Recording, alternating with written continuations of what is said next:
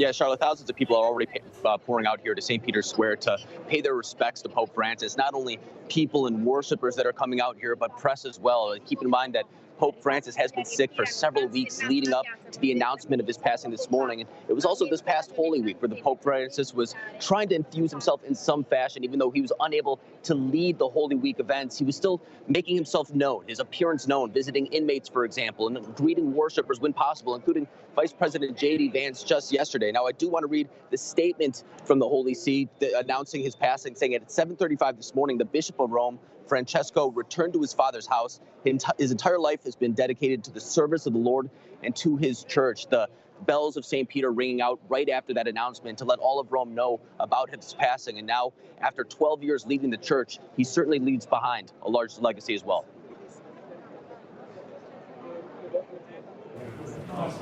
As the first non-European pope, the former Jorge Bergoglio of Buenos Aires, Argentina, became a historical figure, rising through the ranks of Catholicism, from Archbishop of Buenos Aires to being a member of his church's governing board, the College of Cardinals. Bergoglio always maintained a common touch. In 2013, following the surprise abdication of Pope Benedict XVI, the College of Cardinals elected Argentina's Bergoglio as the new pope. Buonasera.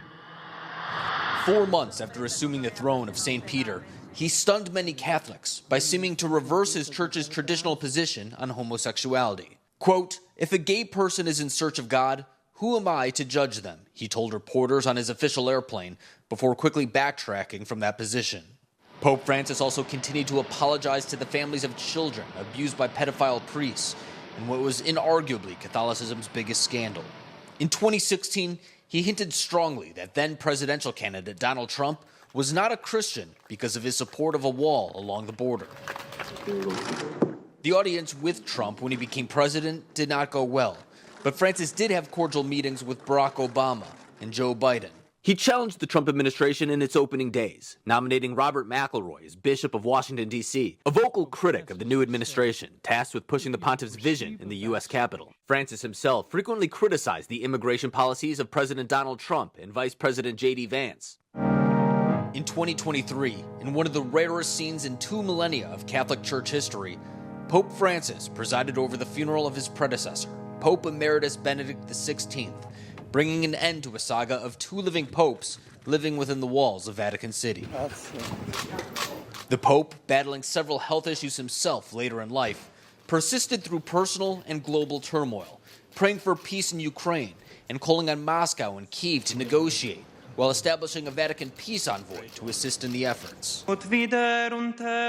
He insisted that the Catholic Church was open to everyone, but he continued to try to thwart the efforts of traditional Catholics to worship in the Latin Rite, used by the Church for 2,000 years, in favor of the vernacular Mass, more in use since the 1970s. It kick-started a series of events over the coming years that would pit progressive members of the Church against traditionalists, such as suggesting it may be possible to bless same-sex unions, again extending a hand to the community, much like he did years before.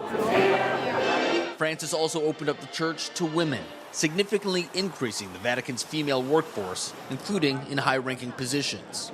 His final acts, however, focused on securing his legacy as a liberal reformer whose worldview lives on after his passing. And his successor is tasked with taking on these sensitive issues. And with over 70% of voting-age cardinals appointed by Francis, the next pope will likely share his vision for the church. In the days following Pope Francis's death, there are those who will call for him to be canonized. In other words, to be made a saint to be prayed to. Others will declare him a heretic. As in life, there is very little middle ground. He will surely be remembered as a spiritual leader of consequence, and one whose career was shrouded in controversy.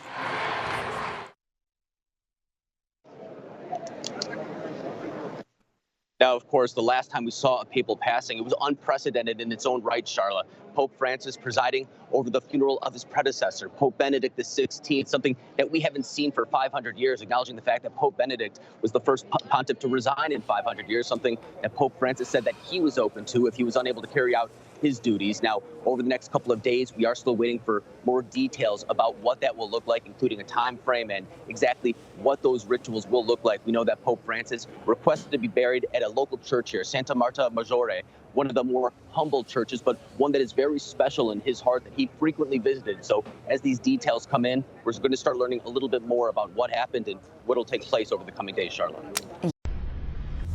Information.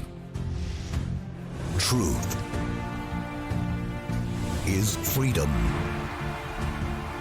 Is Newsmax. It's real news for real people.